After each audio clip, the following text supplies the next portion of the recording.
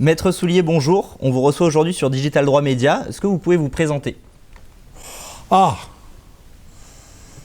Alors, André Soulier, né le 18 octobre 1933, à Termes, ce qui m'a posé une question cruciale que je n'ai jamais osé aborder avec mon père ou ma mère.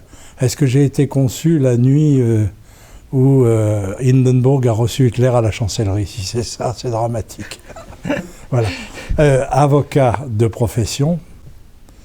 D'ici quelques mois, c'est-à-dire le 7 décembre 2019 à 16h01, je serai sur la passerelle du palais de justice, saluerai non ni à la romaine, ni naturellement, pour ceux que je viens d'évoquer, le palais de justice et ses 24 colonnes, les 24 heures du jour. J'aurai franchi, une minute plus tôt, les 60 ans de barreau. Une vie émaillée de difficultés comme chacun d'entre nous, mais en même temps superbe. Qu'est-ce qui a pu faire que, fils d'ouvrier, puis de petit commerçant, chauffeur de taxi, j'ai été très vite protégé par Édouard Herriot, travaillant avec Pierre Mendès France quelque temps, ami jusqu'à la fin de ses jours, même si je m'étais un peu éloigné sur le plan purement politique avec François Mitterrand, ayant terminé pendant 6 années avec Raymond Barre à la ville de Lyon, où j'ai été élu 24 ans, et puis avocat de causes si diverses. D'abord les pauvres parce qu'ils étaient en prison, et parce que c'est là que j'avais mes premières relations professionnelles. Et puis ensuite, quand mes amis ont commencé, eux, souvent d'origine bourgeoise ou encore plus élevée, à réussir dans la vie, ils se sont tous souvenus du copain qui était à la fac de droit dans les années 50, au début des années 50 avec eux. Voilà, donc une belle vie jusqu'ici. Voilà. Mais enfin, je sais que il y a aussi dans une vie des souffrances, des difficultés que les uns et les autres éprouvent. Et j'ai enfin compris cette parole de l'Écriture sur la vallée des larmes. Mais c'est pas pour autant que je pense que les Champs-Élysées nous sont ouverts à tous. Très bien. Vous pensez que c'est quoi justement un avocat et c'est quoi son rôle? Est-ce que justement vous parliez du fait que vous veniez d'un milieu populaire? On reste plus attaché à certaines personnes? Alors je vais vous dire, il y a deux mots. C'est l'inflexibilité quant au principe, ce qui distingue le droit et pas l'émotion. L'émotion, il faut l'éprouver et puis vite l'abandonner. L'inflexibilité et aussi la transaction. Il y a des moments où dans la vie, il faut choisir et on n'est pas obligé de trancher avec violence. Il y a quelqu'un qui disait quand je me regarde, je me déteste, mais quand je me compare, je m'enorgueillis. Oui, j'en suis pas là. J'aurais pas détesté être aussi beau qu'Alain Delon ou Edmond Vidal, l'ancien chef, dit-on, du gang des Lyonnais, que j'ai eu le plaisir d'assister et que je considère comme un ami.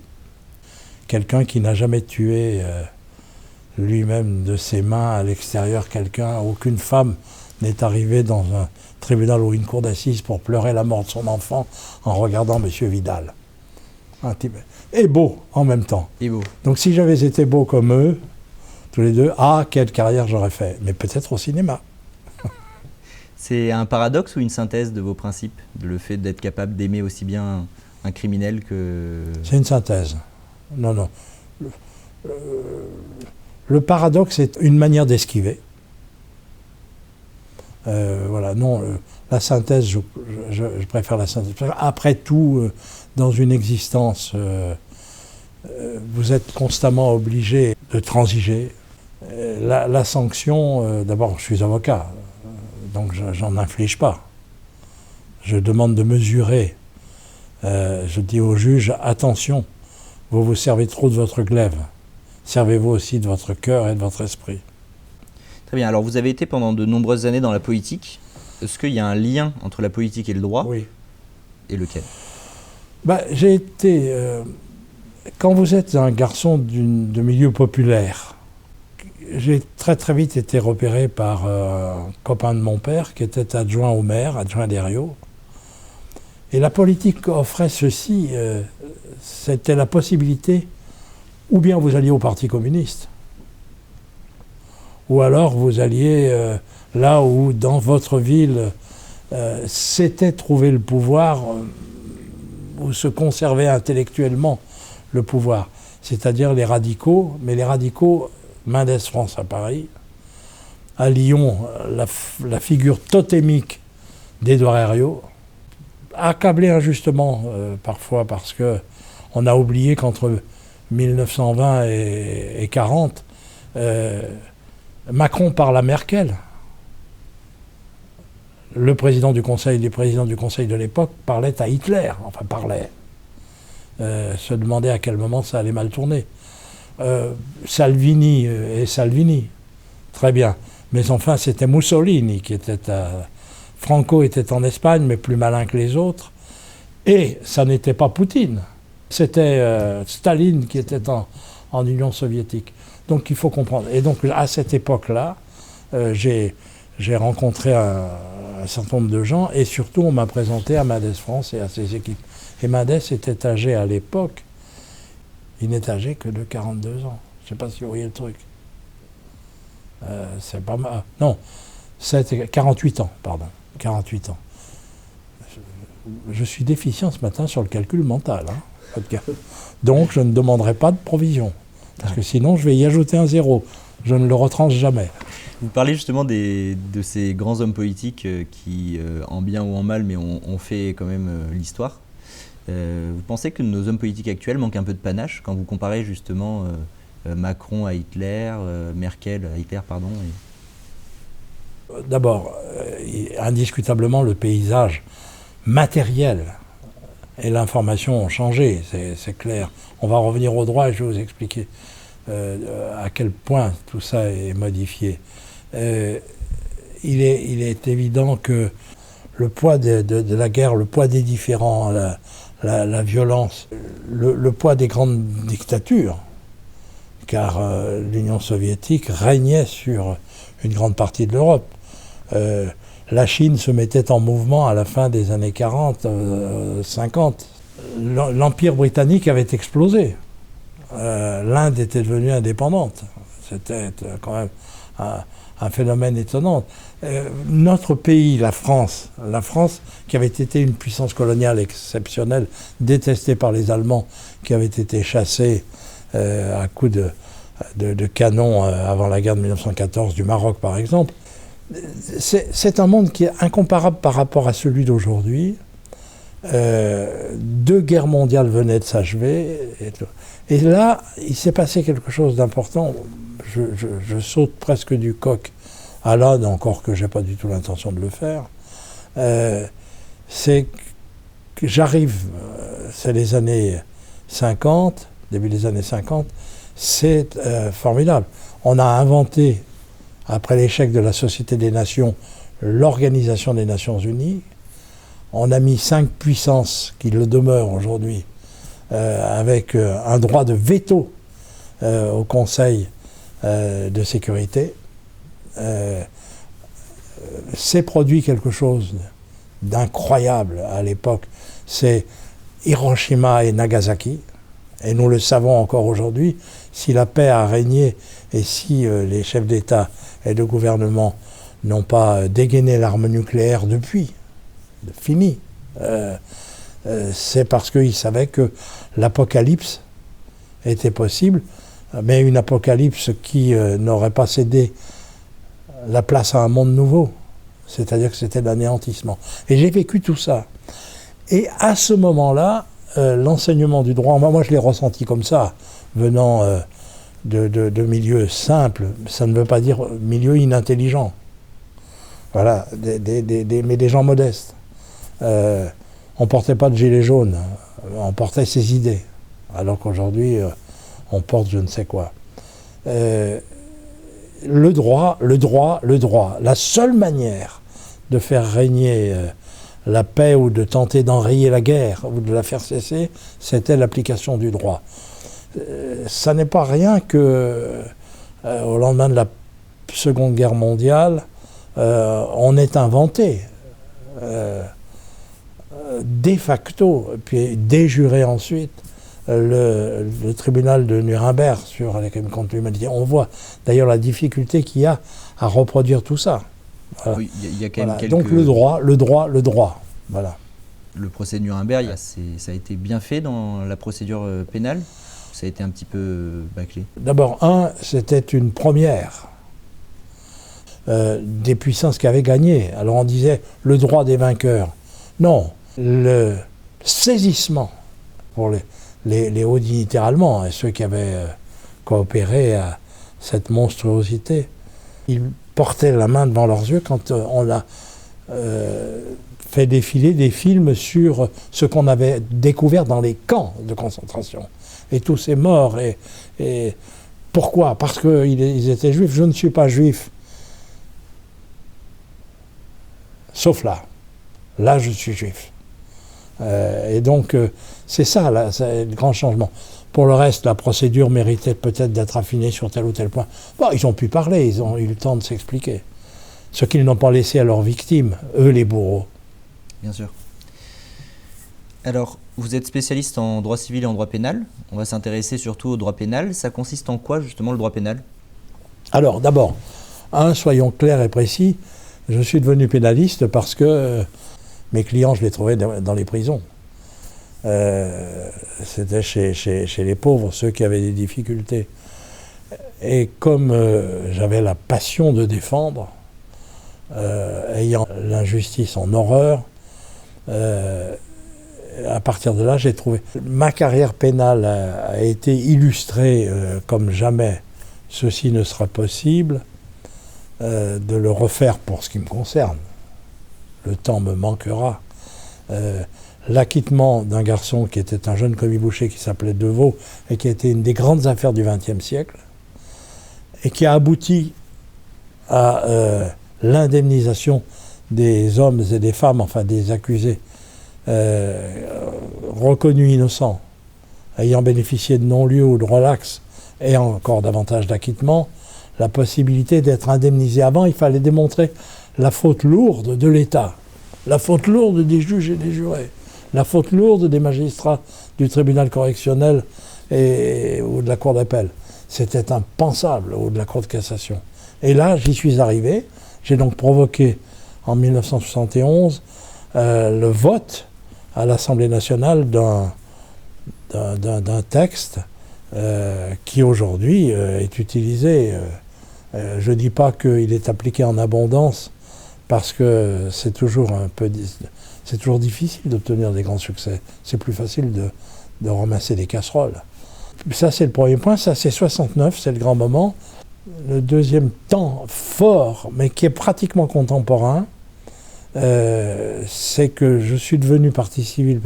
La grande catastrophe de Feyzin, quand on a 11 morts, des pompiers, et plus un malheureux automobiliste, et plus de 70 blessés, et où on s'aperçoit que la raffinerie de Feyzin est dans l'Isère, que Dessines, où Jean-Michel Aulas a installé son très beau stade, est dans l'Isère, que Rieux, Crépieux sont dans l'Ain. Voilà, donc c'est ahurissant. Les pompiers de Lyon ne sont pas les premiers, même s'ils ont été appelés très vite, mais c'est Vienne. Et puis c'est le préfet de l'Isère de Grenoble est venu pour défendre au feu alors qu'on a des morts au bord de l'autoroute et tout. Et là, il se passe quelque chose de très important dans notre République et en droit.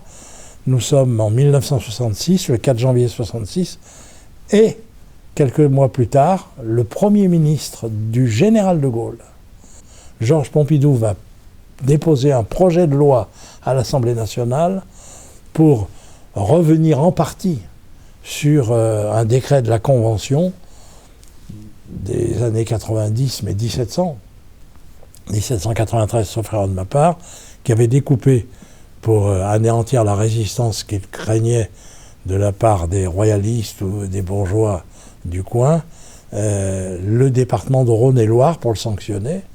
Et c'est comme ça que Dessines, Fézin, mais aussi Corbat, Saint-Priest se sont retrouvés dans le Rhône à cause des morts.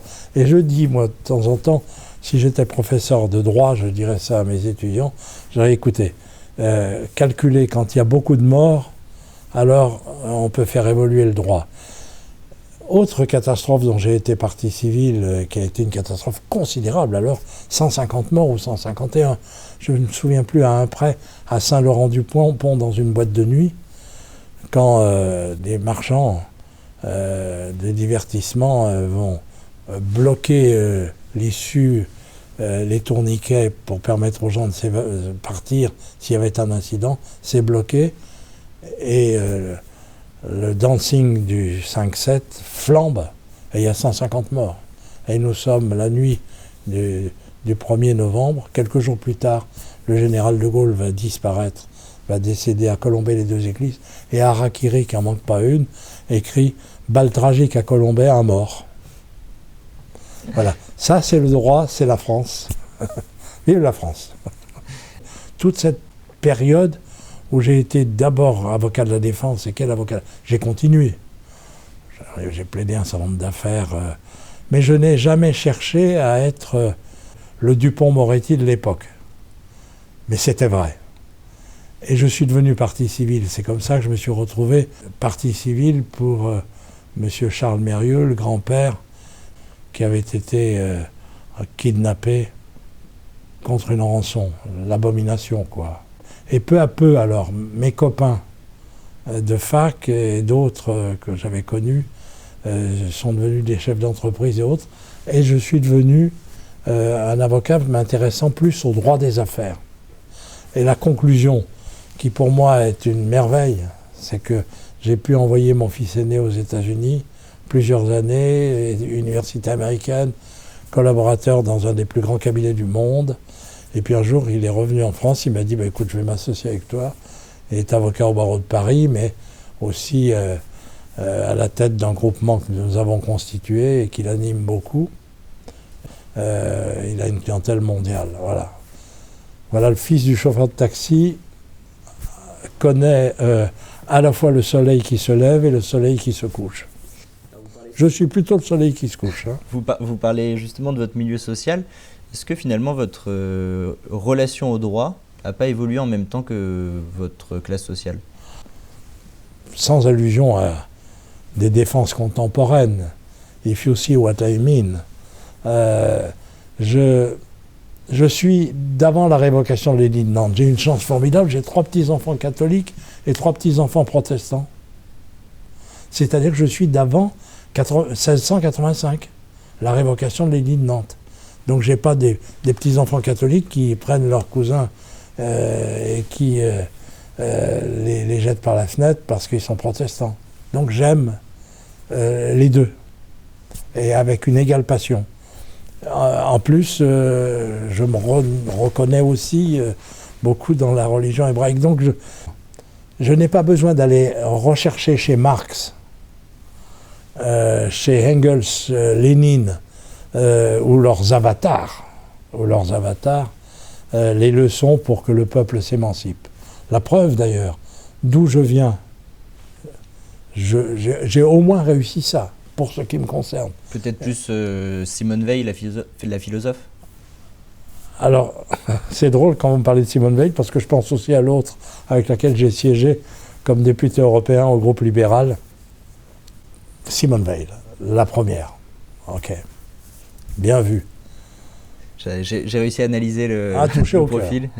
Touché au cœur. Alors, c'est quoi les qualités justement d'un bon pénaliste? Comment on devient un bon pénaliste et il faut quoi? La première des leçons, tout à l'heure j'évoquais 2 termes, l'inflexibilité et la transaction. La première des choses, le pénaliste, il a un ennemi. Lui-même. C'est-à-dire qu'il faut se garder de céder à ses émotions, ses emportements. C'est d'ailleurs une des grandes leçons de l'époque, si j'avais à enseigner à jeunes pénalistes. Je leur dirais, méfiez-vous, nous sommes dans une société d'émotions, entretenue et aggravée par la profusion des images, par la multiplication des possibilités d'entretien. Je ne vise pas les réseaux sociaux pour dire que c'est la pire des choses qui puisse être arrivée à l'humanité. Pas du tout. Il faut savoir s'en servir. C'est clair. Et par conséquent, il faut se garder d'émotions. Il faut se garder de parti pris et de préjugés. Une fois qu'on a essayé de nettoyer à peu près son esprit sur ce plan, alors on peut regarder le fait. Et d'abord le fait.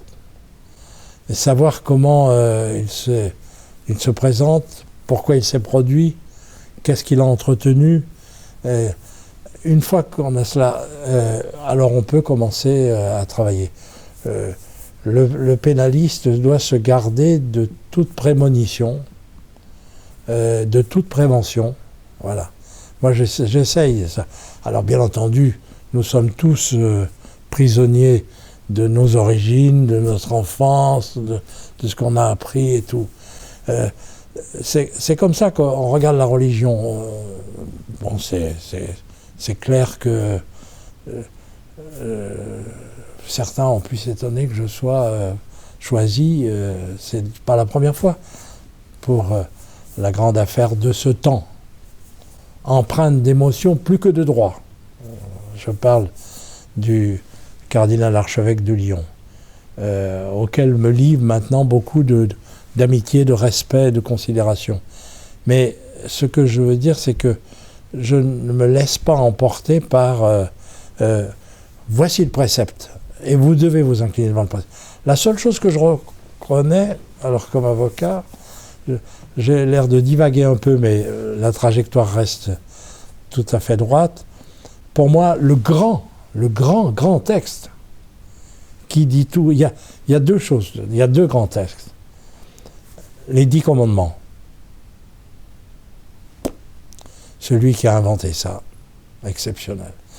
Et puis le deuxième, si je devais enseigner le droit privé, le droit public, le droit pénal ici, je dirais, s'il vous plaît, relisez les fables de La Fontaine, et pendant un trimestre, on ne va faire que les fables de La Fontaine.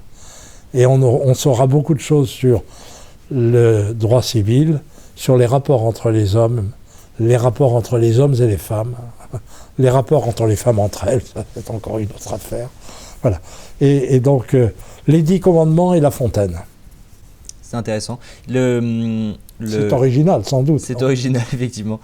La Bible est justement le premier texte à donner toujours la parole à la victime. On obtient toujours le positionnement de la victime.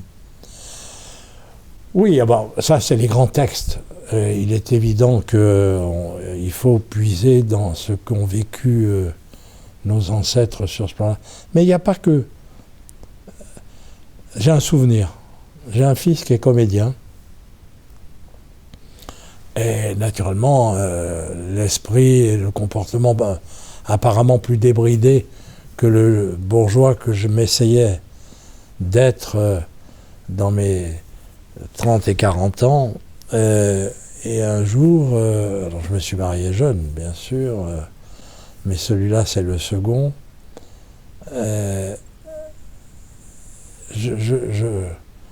Je bavarde avec lui au parc de la Tête d'Or, on se promène, il est venu de Paris. Et comment dire, je le tense, je le morigène. je lui dis ça, non, pas ça. Ai-je raison, ai-je tort, je ne sais pas avec le temps. Et il me dit, mais tu as lu ma lettre ? Il m'avait écrit une lettre, quelque temps avant. Et je veux dire que ça m'avait échappé. Et là, il me cite. Et il y a 30 ans de ça. Je ne l'ai jamais oublié, ça m'a marqué au fer rouge. Il m'a dit, tu devrais relire Épictète. Je dis, qu'est-ce que Épictète vient faire dans nos rapports 3 siècles avant Jésus-Christ? Il me dit, injurie si tu y tiens, mais lis d'abord. Et je dois dire que c'est une leçon pour non seulement un père de famille, mais un avocat. Injurie si tu y tiens, mais lis d'abord. Effectivement, et même pour beaucoup de gens qui se donnent des légitimités. Voilà. Alors Donc les grands textes de la Bible, mais le camarade Épictète un peu. Justement, on revient sur, vous parliez de l'instrumentalisation du procès pénal. On entend depuis quelques années, notamment par Jacques de Grandy, de la mise en scène du malheur des victimes au cours du procès pénal qui tend à transformer la justice en catharsis.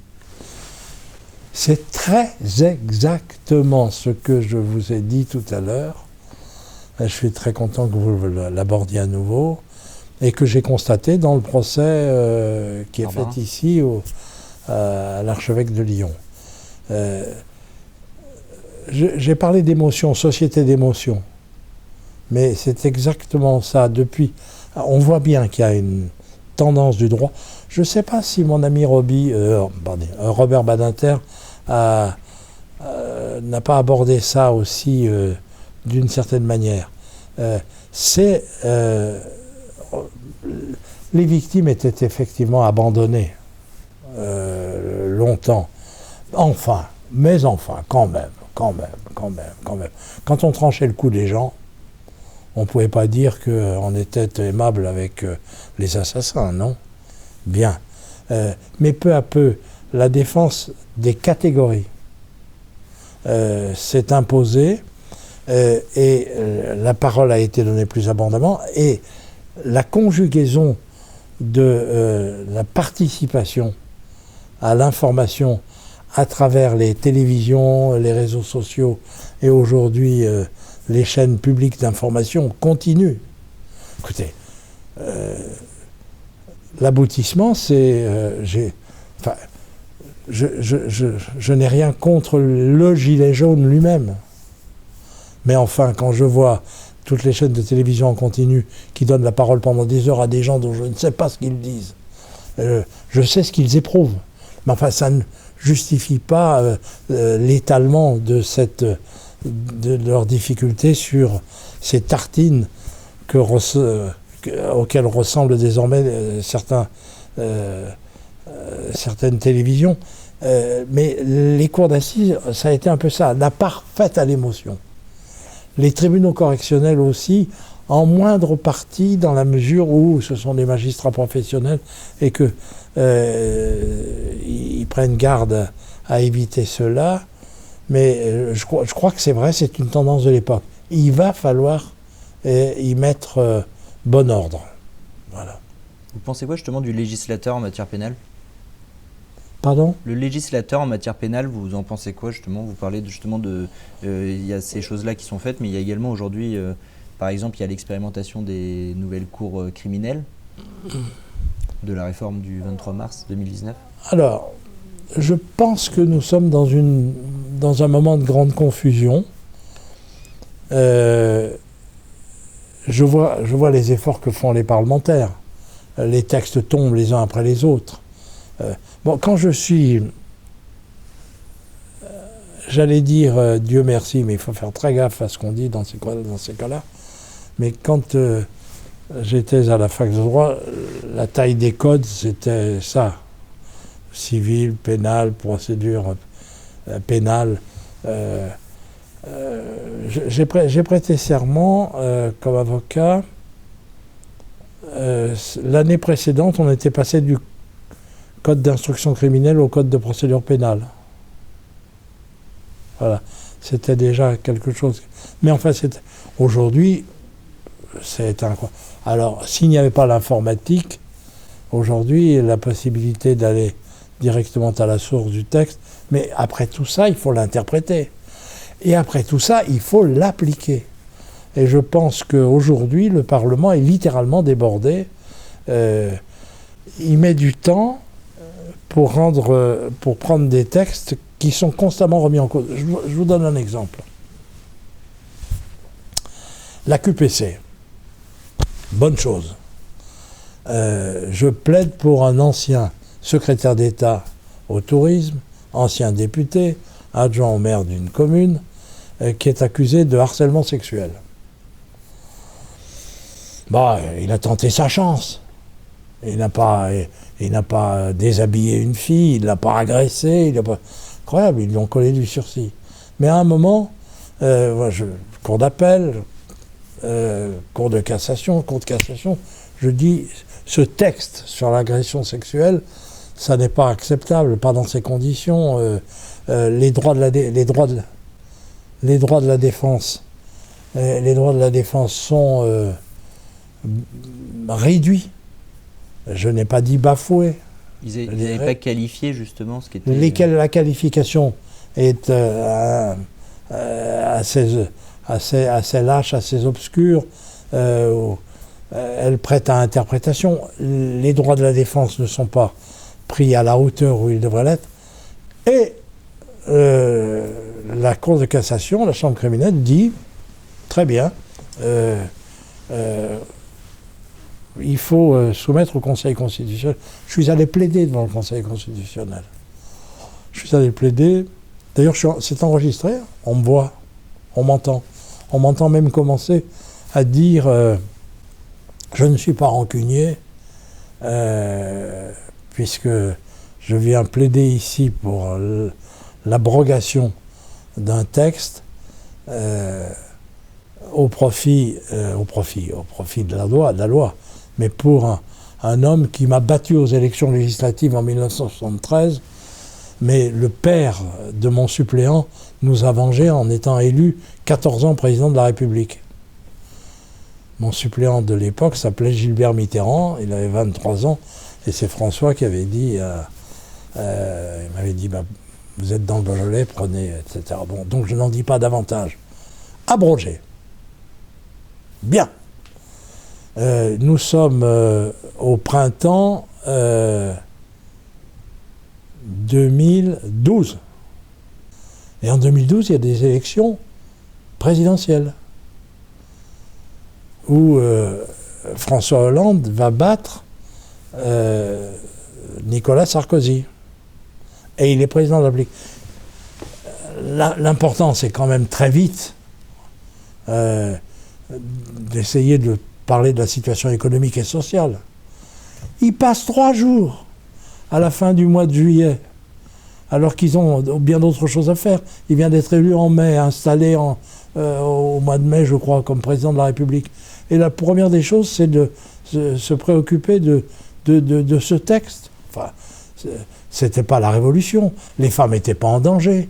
Et puis après tout, c'est incroyable. À partir de là, je considère qu'on cède là, aussi, une nouvelle fois, c'était pas la première, mais on a cédé précisément à ce déferlement d'émotions, à des groupes de pression. Je ne reproche pas aux femmes de se défendre, elles ont raison de se défendre. Je ne reproche pas aux législateurs de se préoccuper d'avoir un texte qui tienne debout, plus sévère, très bien. Mais en tout cas, cette espèce de précipitation, de réponse à l'opinion immédiate, qu'est-ce que c'est que ces gens ? Qu'est-ce que c'est que ces gouvernants qui n'ont rien de plus pressé que donner satisfaction, comme on le trouve dans la Bible, au Moloch, cette espèce de féroce barbu qui est là. Bon. Il faut nourrir l'ogre de l'émotion. Surtout, c'est un peu justement la question de... ils n'ont pas accès à l'instruction, même vous n'y avez pas accès. Et de l'instruction des documents qu'ont les juges pour juger l'affaire et auxquels vous n'avez pas forcément accès, et eux n'y ont pas accès du tout. Et ils se permettent de donner leur avis sans avoir le fond de l'affaire. Les juges d'instruction ? Non, pas les juges d'instruction, le pouvoir. Quand vous dites le Parlement, dites-vous ? Si le Parlement veut avoir accès à un dossier, les avocats sont là pour fournir les pièces. Non, mais dans le cas précis, c'était le ministre de l'Intérieur, je crois, qui avait pris position dans cette affaire-là, sur ce texte. Oui. Et qui s'était permis de parler des choses. Alors, vous lui avez répondu que oui, tout à fait, pas les pièces. Non, mais que ce soit le tumulte, la houle, mais c'est le choc des passions qui se produit. Et ça n'est plus le droit. Donc, moi,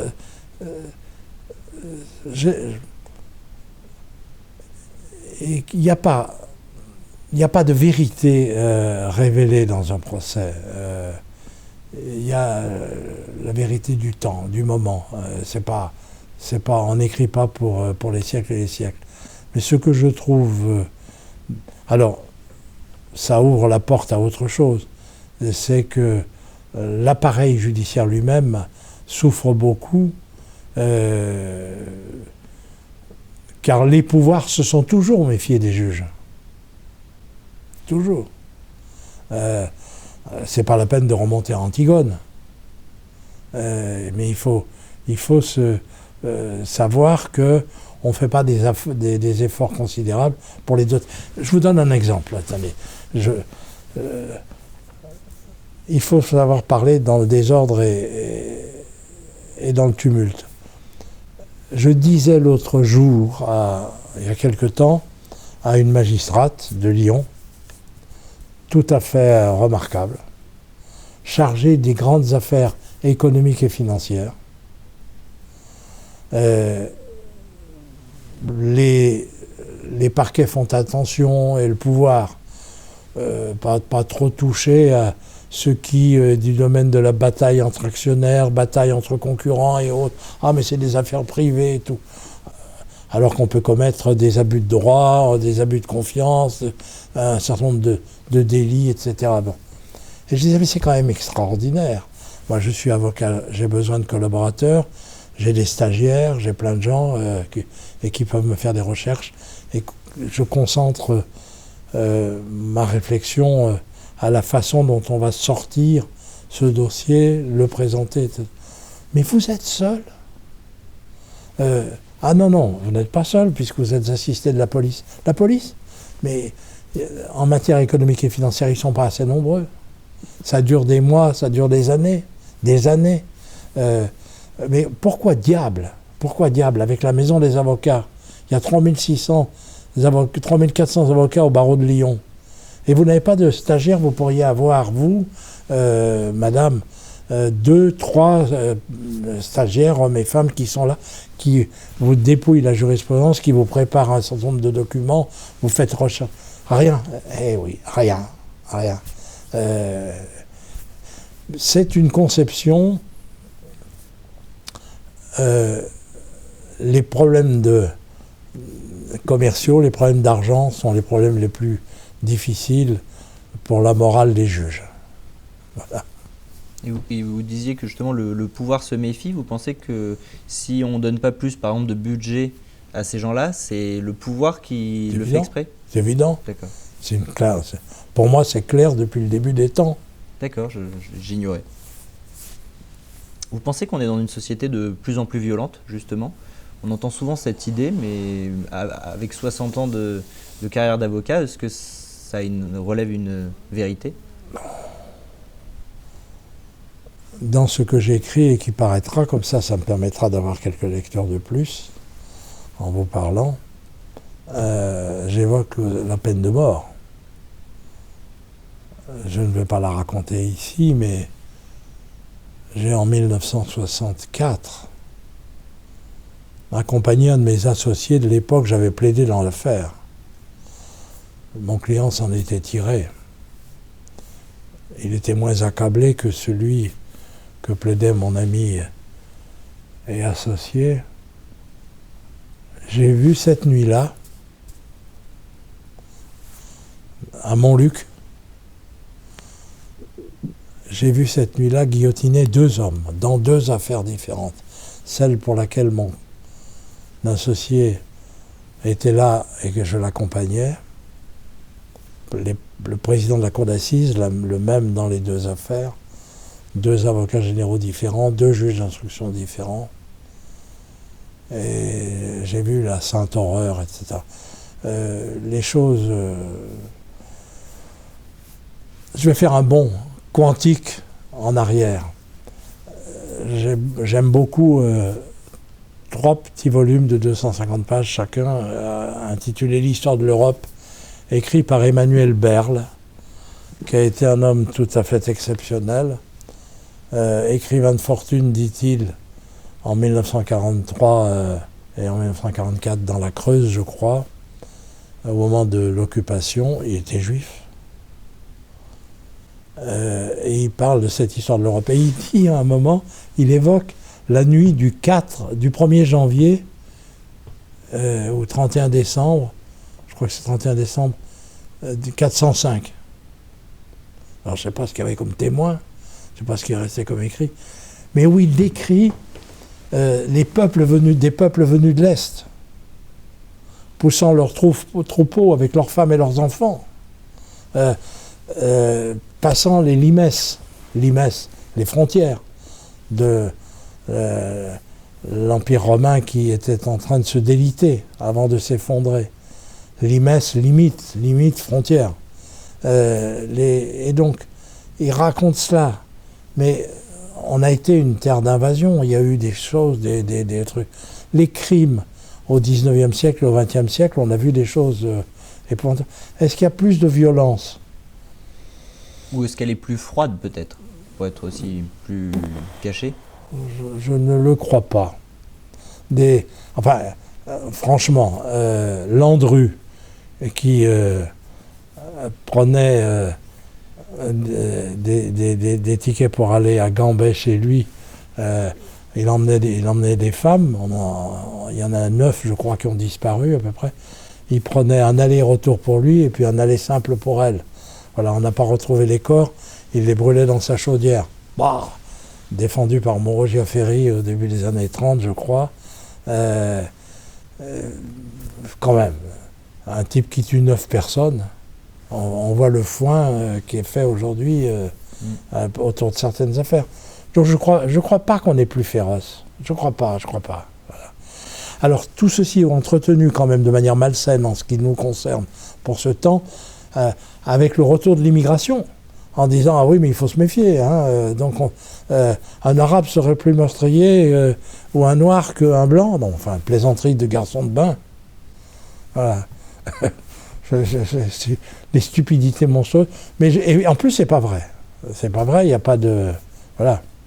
Elle est juste plus montée en épingle, cette violence, alors qu'aujourd'hui on la voit plus. On la monte en épingle, on l'entretient, etc.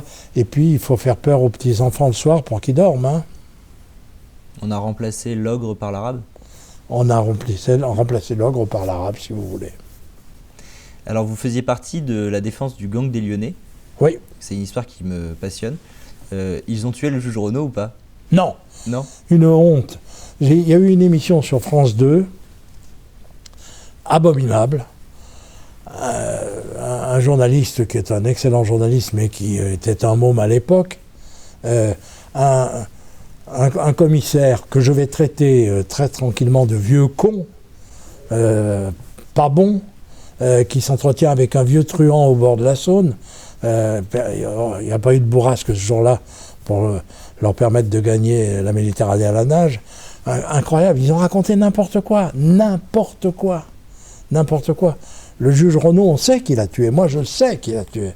D'abord, il y en a un qui a été abattu par la police de 10 ou 11 balles.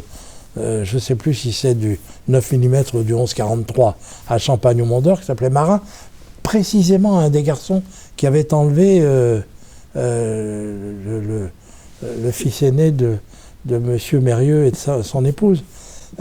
C'est incroyable. Donc le gang des Lyonnais ne l'a pas fait. On sait. Alors, et les gens celui-là a été abattu, les autres, on les a laissés courir. Je ne sais pas. Le mystère, il est là. Qui a essayé de faire porter le chapeau à ces gens ? Et la réponse est non. Voilà. Je suis véhément, virulent. Et si quelqu'un devait porter le chapeau, ça serait qui ? Attends. Il y a eu une période où la police lyonnaise a été, à l'exception d'un grand monsieur, qui a fini comme le patron de l'Office central de répression du banditisme, qui s'appelle Charles Pellegrini, qu'on aperçoit de temps en temps à la télévision, il y a eu une bande de brels et de personnages. Je ne parle même pas du temps où certains étaient en combinazione un peu avec le pouvoir gaulliste finissant. L'histoire du sac. Avec le sac, qu'on a retrouvé, que j'ai retrouvé moi, et que j'ai plaidé avec Ambre devant la cour d'assises. La cour d'assises n'a condamné à l'époque Edmond Vidal qu'à 10 années de réclusion criminelle pour une quarantaine de braquages qui leur étaient reprochés, d'ailleurs, dont on a pu prouver simplement que 7 ou 8. Non, mais Les Pieds Nickelés, c'est pas seulement un ouvrage pour les enfants et nous faire rire. C'est intéressant. On en trouve encore des braqueurs de banque? Non, parce qu'il n'y a plus de pognon. Ah. Il n'y a plus d'argent dans les banques aujourd'hui. Avec des nombres. Non, ce qu'ils font, c'est ils font exploser des distributeurs. Oui, ça n'a pas le même panache, justement. Non. Ah ben non. Mais aujourd'hui, vous ne pouvez pas pénétrer dans... Ou alors, essayez pas de pénétrer là où la France garde son or. C'est évident.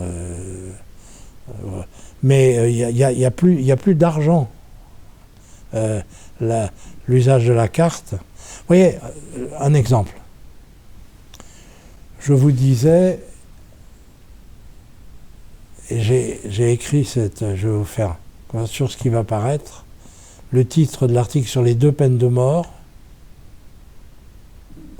de 64, c'est, je crois, de mon chapitre, c'est « Pas de chômage pour le bourreau ». Famille. C'était famille de bourreaux, comme ça existait avec Samson sous la Révolution. À l'époque, oui, c'est ça. Le garçon, un des garçons qui est guillotiné, cette nuit de juin 64, avec des comparses voyous, gangsters, ils sont allés chez Berliet, le constructeur de camions, attaquer les gens de la Lyonnaise de Banque qui apportaient quoi? En espèces, 120 millions, avec des pièces aussi, pour la paye des ouvriers. 64. Aujourd'hui, vous n'avez plus de paye d'ouvriers qui est payée de la main à la main. D'abord, c'est interdit de payer au-dessus de 1000 euros, hein, de la main à la main. Donc, aujourd'hui, c'est le compte chèque, c'est la carte de crédit. Et à l'époque, c'est pour ça qu'on... Donc, on ne tue plus pour ça. Alors, on peut encore attaquer des fourgons de banque. C'est ça. Mais en nombre plus limité, parce que c'est pas commode. Ils sont surveillés, etc., etc. Enfin, c'est arrivé. Mais la banque elle-même, les formidables expéditions qui étaient menées en descendant par le toit, etc., c'est des athlètes, les types. Et vous pensez que ça a influencé sur le profil du criminel? C'était pas bien. C'était des athlètes, mais c'était pas bien. C'était pas bien, pardon. Faut en convenir quand même. Il faut quand même le dire. Vous pensez que ça a influencé le profil du criminel? Est-ce qu'aujourd'hui le profil du criminel a changé?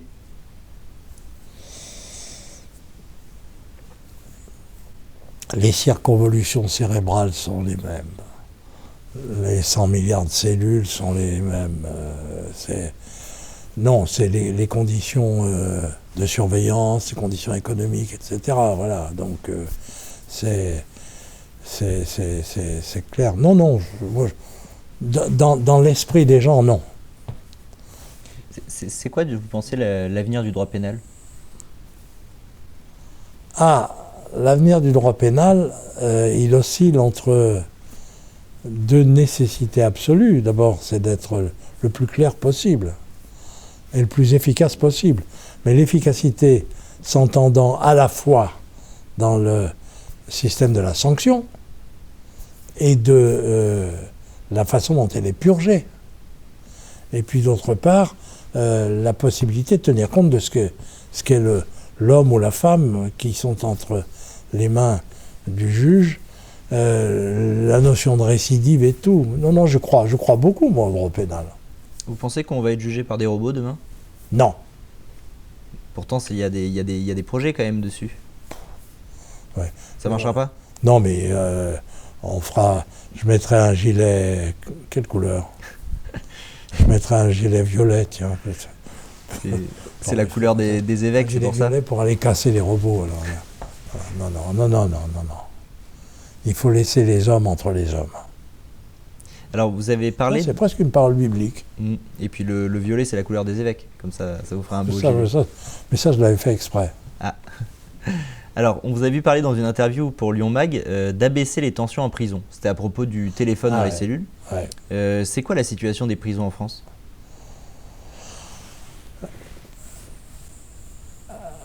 D'abord, il y a trop de monde, ou il n'y a pas assez de cellules. C'est l'un ou l'autre. La nécessité également de préparer les gens à la reconversion. Tous les gens qui vont en prison ne sortent pas pour commettre des crimes ou récidiver, c'est pas vrai. Il y a des formes de délinquance qui sont des délinquances de situation, d'époque. Quand vous voyez arriver quelqu'un qui a 17 condamnations pour des trucs, il faut vous poser la question de savoir pourquoi.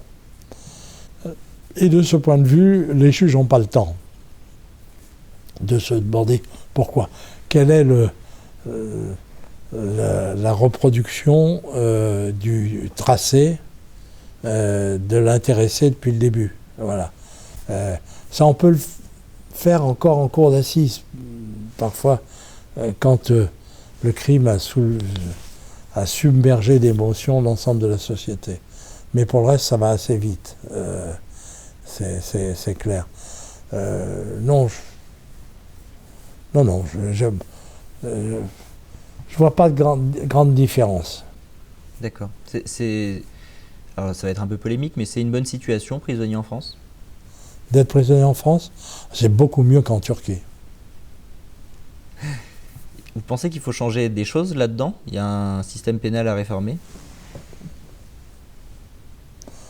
Il faut reconnaître que tous les gouvernements ont essayé de faire des efforts, compris celui où Mme Rachida Dati était ministre de la Justice, pour trouver des peines alternatives. Et c'est sûr que les peines alternatives, c'est la bonne sortie. À quel moment faut-il les appliquer? Ça, c'est les juges qui le voient, en fonction du dossier. Je ne suis pas contre le fait que la prison ne soit pas la solution médiane. C'est pas vrai. La prison, elle est faite pour les gens qui ont besoin de reconstruction, c'est évident. Mais il faut en user avec modération. Le seul problème, c'est comment fonctionnent les peines alternatives. Ah, ça c'est autre chose. Il n'y a pas assez de gens. Remarquez, comme vous êtes jeune, vous allez vivre ça, vous verrez, il n'y a jamais assez on ne fait jamais assez. Et tant mieux d'ailleurs, c'est comme ça que les autres ont du boulot derrière. Il y avait une phrase qui disait on fait rentrer en prison des chiens ou un nom comme ça et on en ressort des bêtes ou des loups. Tiens, vous êtes très... C'est curieux parce que jeune homme comme vous êtes très 19e siècle. Là. Ah, il faut croire. Non, vous parlez comme Victor Hugo, vous. Victor Hugo parlait déjà comme ça, il disait ça. Mais vous ne pouvez pas non plus laisser quelqu'un impunément chaparder pour la 15e fois, comme ça. Alors, la loi a prévu, et la jurisprudence l'applique, le vol de nécessité. Si par exemple, je vois une femme qui, avec son enfant, n'a rien, elle a été abandonnée, elle n'a rien pour le nourrir, et elle dérobe sur un étalage ou dans un magasin, moi je l'absous. Mais je veux dire, recommencez pas. Et à ce moment-là, les services sociaux doivent se préoccuper d'elle pour savoir ce qu'il en est et comment on peut éviter le renouvellement, la répétition de ces faits. mais c'est tout. Mais ça veut dire que on ne peut pas laisser la justice elle-même être le modérateur, l'accélérateur, celui qui va remettre sinon, il faut dire à Macron de démissionner. Il faut qu'il y ait des relais qui soient pris. Il faut qu'il y ait des relais partout. Vous pensez que la justice, elle peut être miséricordieuse, justement ?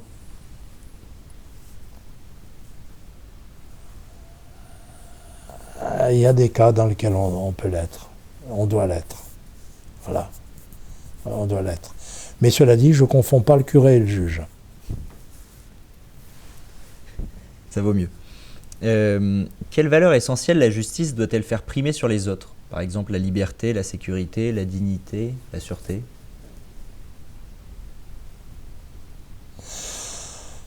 L'équité. Enfin, écoutez, elle s'appelle la justice. Donc elle vient de l'adjectif juste, l'adjectif juste est une déclinaison. C'est-à-dire que vous devez faire quelque chose. Il y a un mot qui aujourd'hui est employé à toutes les sauces. C'est le mot approprié. Voilà. Le juge doit rendre une décision appropriée, c'est-à-dire correspondante à l'espèce, correspondante à l'homme ou à la femme ou à l'enfant, à l'adolescent qui lui est déféré. Point. Donc, alors il y a un mot qui est très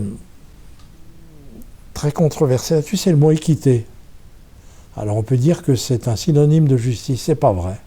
La preuve d'ailleurs, c'est que dans le code pénal, vous avez le mot code civil, vous avez le mot de justice et le mot équité. Eh bien, je dis, les juges doivent juger en équité.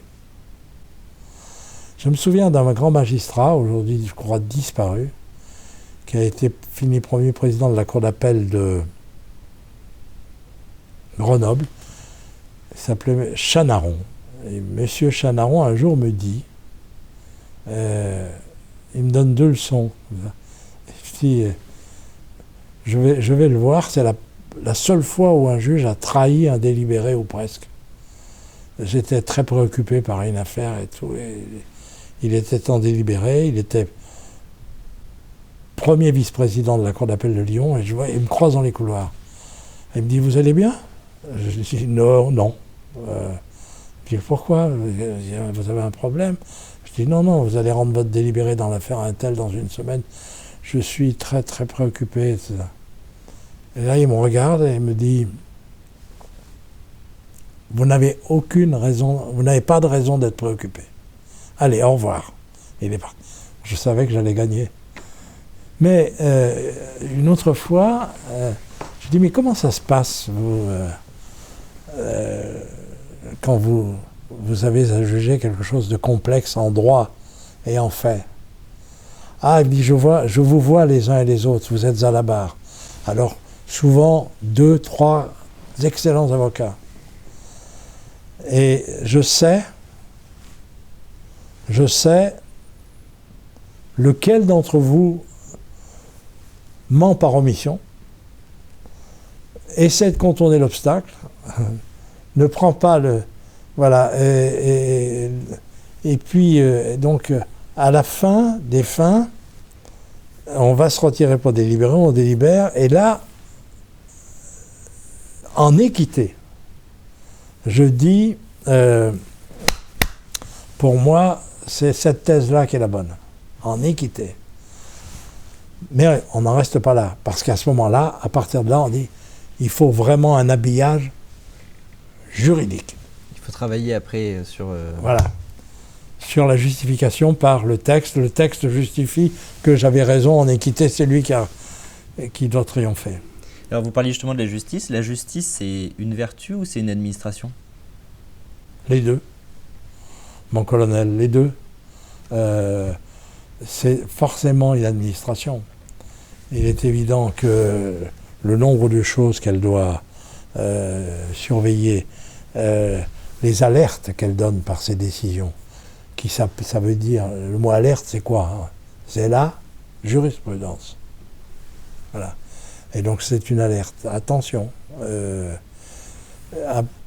Elle est donc l'instrument de jugement et d'équilibre de la société pour éviter que tout ça... Regardez, en ce moment, avec les gilets jaunes, avec les manifestations insupportables tous les samedis, mais ça, c'est un problème qui est posé au pouvoir, c'est pas posé à la justice. Et c'est évident. Il y a un moment où il faut...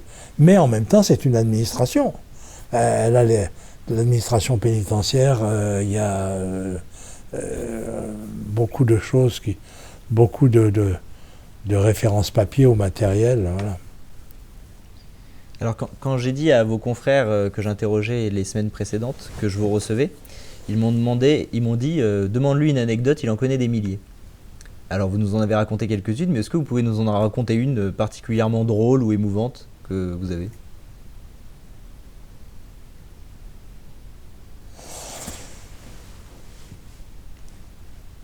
Oh, elle sera ni drôle, enfin peut-être émouvante, elle l'était à un moment.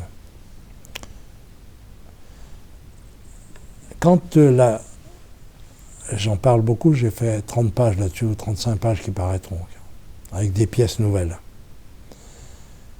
Quand le 27 ou 28 septembre 1969, la cour d'assises de la Côte d'Or à Dijon, qui doit rejuger le procès Deveau, tout de même dans des conditions singulières, qui ne se sont pas répétées depuis, et que je n'avais pas connues avant. Même avec mes 36 ans, à quelques jours près qui allaient survenir, j'étais 35 ans et 11 mois, j'avais beaucoup lu.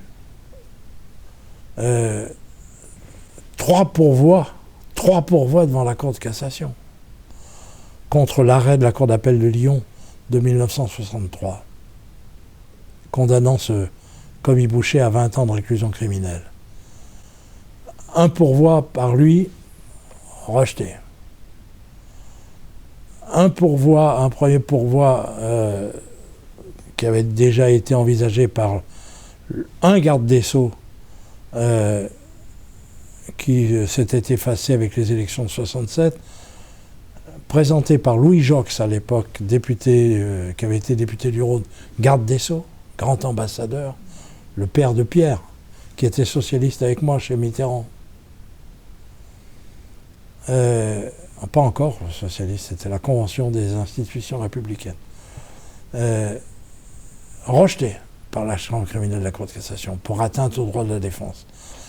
Et enfin, un troisième pourvoi présenté par un très grand résistant qui s'appelait Capitan, professeur agrégé de droit, et qui avait dit à un de mes amis aumôniers, s'ils ne veulent pas comprendre cette fois-ci la Chambre criminelle, on fera un scandale. Moi, ça m'arrangeait. Mais enfin, je préférais qu'ils cassent. Ils ont cassé. On va à Dijon.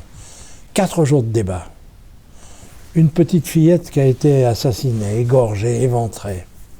Un garçon de 19 ans, 8 ans de réclusion criminelle. Savez-vous combien de temps ils ont mis pour délibérer ? 28 minutes. 28 minutes pour acquitter. Ils sont revenus au bout de 31 minutes dans la salle d'audience. Alors qu'on s'apprêtait à